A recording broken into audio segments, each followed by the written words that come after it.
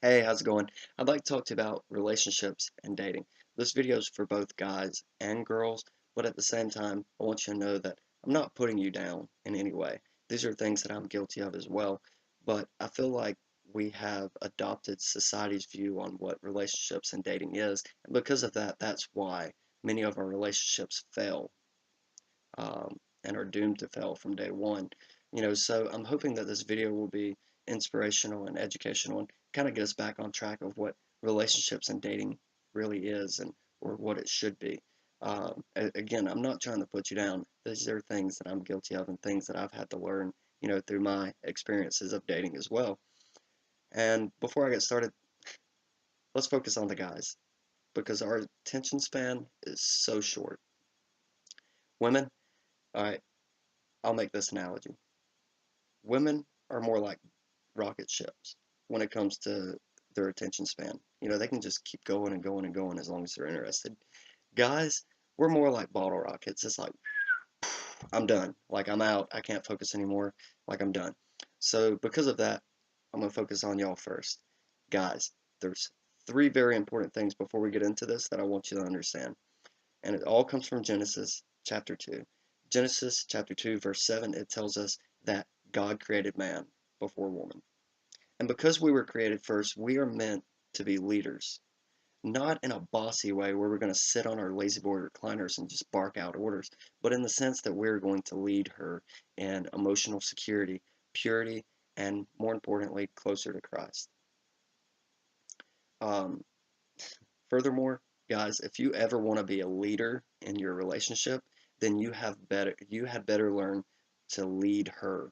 All right? Lead her into emotional security, purity, and more importantly, closer to Christ. I hate seeing, um, women that are dating or married or whatever, um, going to church by themselves. A woman should never have to ask you, "Hey, baby, are we going to church today?" Heck yeah, we're going to church today. What kind of question is that? Or hey, should we start praying together? You need to step up and say, hey, we're going to church. We're going to start praying together. We're going to start, seeking Christ together. And, that will make your relationship so much stronger. So you as men are meant to be leaders in your relationship. Fact number two, Genesis chapter 2, verse 18, we see man named all the animals and creatures. So this tells us that man had his life in order before God, made him or sent him um, his mate. So understand this. I'm not saying you have to have every aspect of your life in order before you start dating. If that's the case, we would never date. It's kind of like those people that think they have to have everything in order before they have a kid. If that's the case, you'll never have kids. Same thing goes for if you're waiting for the same thing to ever have a relationship. But understand that there are certain aspects of life that you need to have in order before you start, dating somebody. And you know what those things are better than I do. I mean, there's certain like dead giveaways, but I know, for example, with me, when I got into a relationship with this one girl, my life was all over the place. Like I had no business dating anyone, and because of that, our relationship fell apart quickly because I didn't have certain aspects of my life in order, and I brought her into that dysfunction, and it was doomed from the beginning. Genesis chapter 2, verse 20, the third thing, it tells us that man is put to sleep and then God creates woman. All right, man didn't create this relationship, so therefore man shouldn't have an issue submitting that relationship back to God. Furthermore, you know, so many of us are so anxious to get into a relationship that we just jump into relationships and they fail. Some of us need to learn to rest in God, and He'll send us that right person at the right time based off His will, you know. So, men, you're meant to be leaders. Men, have certain aspects of your life in order before you start trying to bring someone into that dysfunction. And lastly, you know, submit your relationships to God and just learn to rest in Him for Him to send you that appropriate person at that appropriate time. All right, 7 things that I've learned through the course of dating. And again, I'm not trying to beat you down. I'm not trying to make you feel bad. Um, I think this will help us get back to what relationships should be and how they should be treated as far as dating. Number one, winning an argument may harm your relationship. All right. Very rarely does it ever come with a benefit that you have the last word. Yeah, you may have won that argument, you may have gotten the last word, but you may have lost your significant other in the process of that. I'm not saying being a pushover is a good thing, but at the same time, choose your battles wisely. Number two, what you do for her is never more important than who you are to her. All right. I see so many times where girls will be like, "Oh yeah, he took me on this date, and he bought everything on the date. He was a really sweet guy and everything, but because he bought everything on the date, he felt like he was entitled to something at the end of the date. You know what I mean? Oh yeah, you know what I mean, guys. What you can do for her is never going to be more important than who you are to her, because you can do everything on the date, pay for everything, but that doesn't matter if you're not treating her right on the date. So what you are or what you do for her is never more important than who you are to her. That is going to determine if there's a second date, third date, fourth date, if she sees marriage in the long run. So don't get it twisted, guys. Number three, a date is not a marriage proposal. There are two extremes to this. Guys, some of us are like dating like it's a sport. Like, how many people can I date uh, this year? And then some of us are like, all right, I got to talk to this girl for like 6 months, try and get her to like me, and then I'm going to ask her out on a date. Dude, it's not a marriage proposal. Just ask her out, see where it goes. All right? Excuse me. Number four, digital communication should always be leading up to face communication, not taking away from it. All right. I know it sometimes, seems safer, to send a text and you feel less vulnerable sending a text than having a face-to-face communication with someone. But guys, as a guy, you need to be a man, and whatever you need to say to her needs to be talked about face to face. Like, don't ask a girl out or break up with a girl via text or a phone call. Be a man. And for God's sake, do not tell your girlfriend for the first time that you love her through a text message. Be a man. All right? Number five, words can be everything. Choose your words wisely. All right?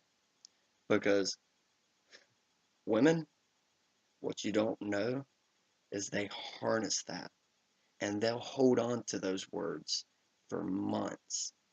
Never bring them up until you get into an argument. And then she unleashes the Kraken on you, okay? Like, she'll be like, like 5 months ago, you told me that you didn't like my jeans and I looked fat and blah, blah, blah, blah, blah. And all you're thinking is, were we even together 5 months ago? Like, what? But understand that your words can be everything to a woman. So choose them wisely. Number six, listen or listening, not fixing, is often the best remedy to her problem. As guys, we feel the need to fix everything. Sometimes, girls just want to vent. Instead of interrupting her halfway through her venting and saying, "Oh, baby, this is what I suggest you do," or "Oh, baby, I know I'm messing up in this area, but this is what I can do to fix it." Just let her vent. Let her say what she's got to say. Just let it go, and just listen. Just listen. God gave us two ears so we could listen twice as much as we speak. So, lastly, seven, you are worthy of respect, but don't demand it. All right? By all means, you are worthy of a girl's respect if you're treating her with respect, okay? If you're, serving her in the sense that, you're doing things for her and you're not keeping score. You're not saying, "Oh, well, I did this for you. You need to do this for me." You need to serve her and not keep score. But if you're serving her if you're, treating her right, and she's still not giving you respect, and you may drop little hints, here and there that you feel like you're not getting the respect you deserve, then if that's the case, you may want to get out of that relationship before you become a doormat. All right? But you should never demand respect.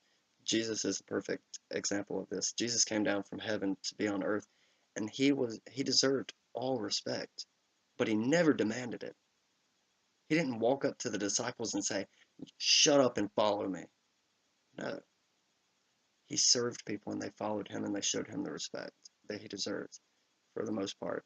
You had the Pharisees and other people that, didn't like Jesus, but at the same time, he never demanded respect, but he was always worthy of it. Now, I'm finally getting to the girls, and I know some of y'all are going to hate me for what I'm saying, but, deal with it because some of the guys didn't like what I said to them either. So, number one, your love is not changing him. We all love that Beauty and the Beast story, but let's face it, romantic love does not change people. Only the love of Christ can change someone. And I know some of you are like, dang it, I've been loving this guy for like 6 months or whatever the case is, however long it is. I've been loving him, for X amount. Like, and he ain't changed. Like, understand this. God has been changing people for thousands, millions of years, okay? Without your help. All right? Your love is not changing him. We love the Beauty and the Beast story, but it just doesn't happen that way. All right?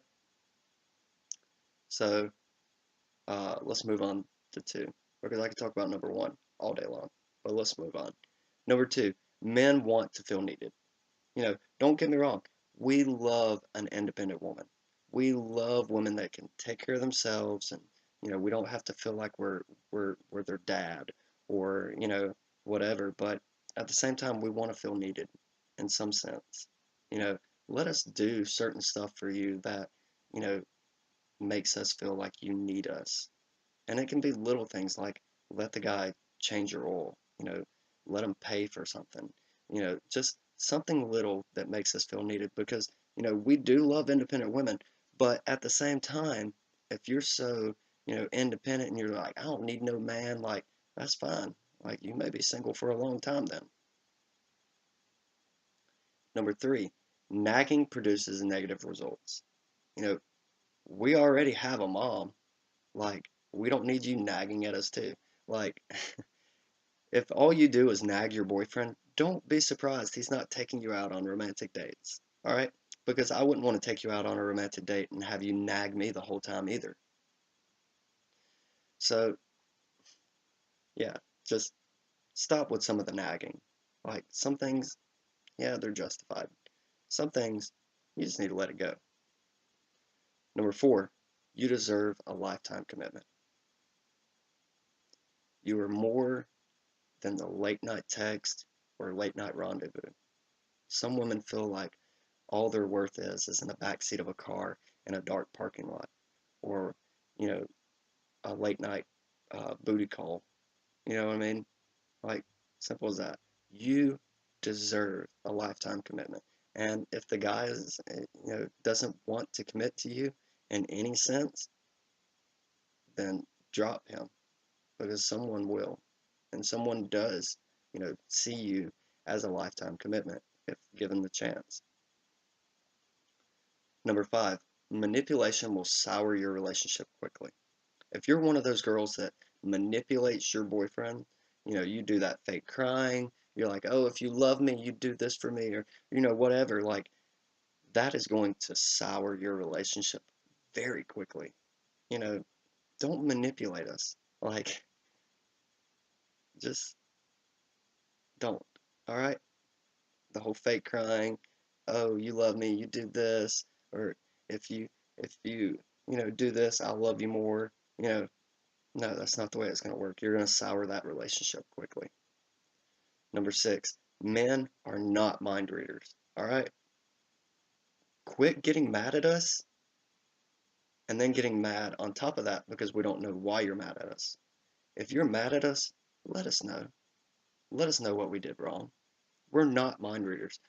We don't even know what's going on in our heads half the time, much less yours. All right?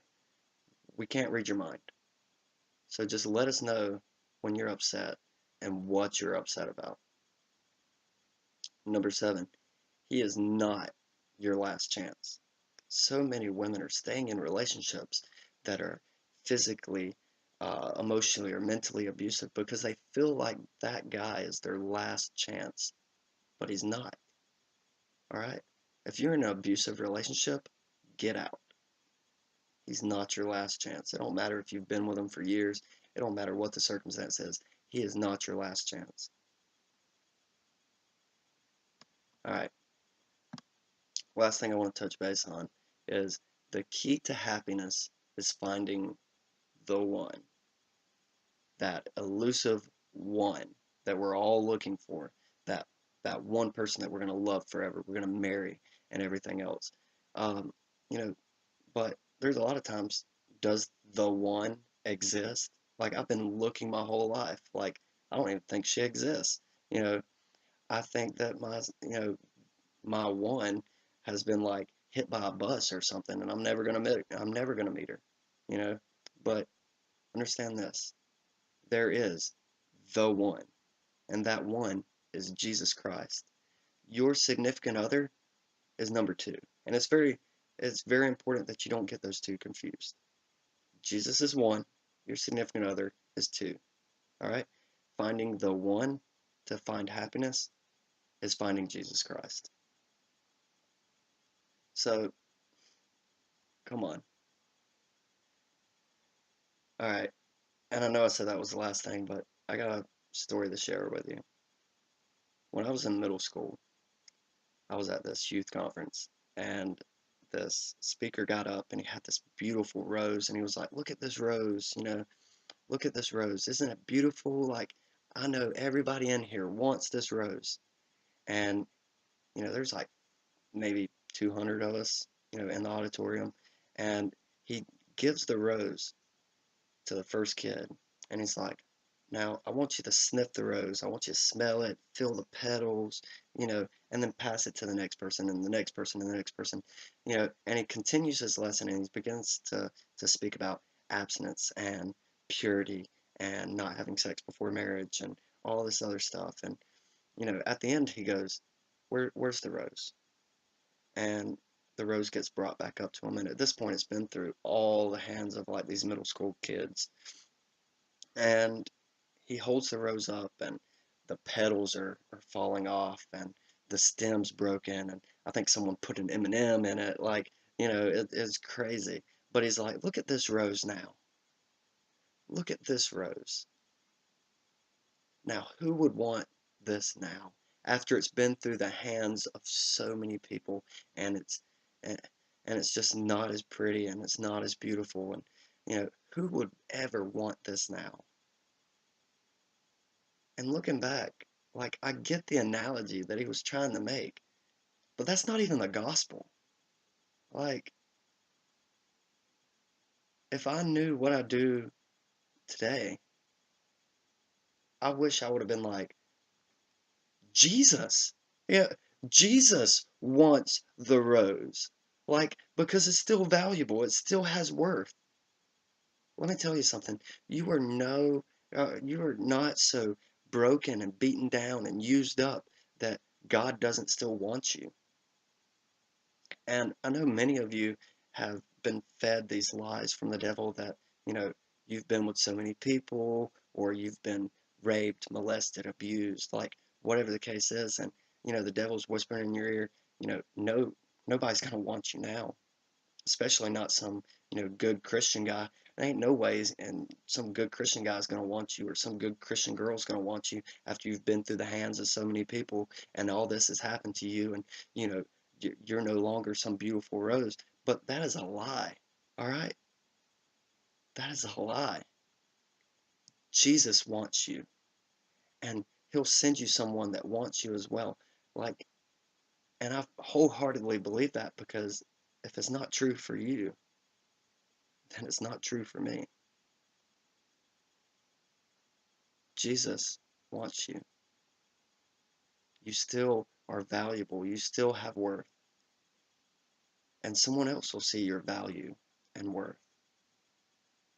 You're not so used up or broken that nobody's going to want you. I hope that this video has been educational and inspirational to you. And I hope that it kind of helps with your next relationships. Thank you and God bless.